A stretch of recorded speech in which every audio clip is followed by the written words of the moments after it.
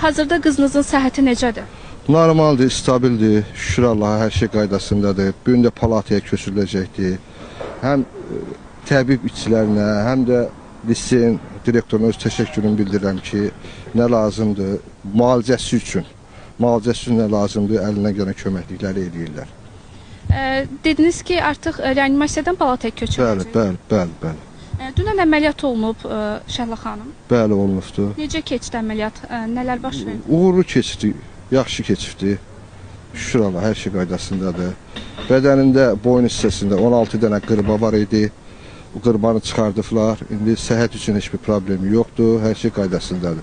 Bir də mən onu demək istəyirəm ki, kim bildi, bilmədi, sosial şəbəkədə nə gəldi yazırlar, hadisənin prokuroruq rəsmi olaraq açıqlama da verər. Allah şəfa versin. Çox sağ olun, çox sağ olun, çox sağ olun. Bəli, qeyd etdiyi kimi atasının da müəllimin vəziyyəti hazırda stabildir və reanimasiya şöbəsindən palataya köçürüləcək.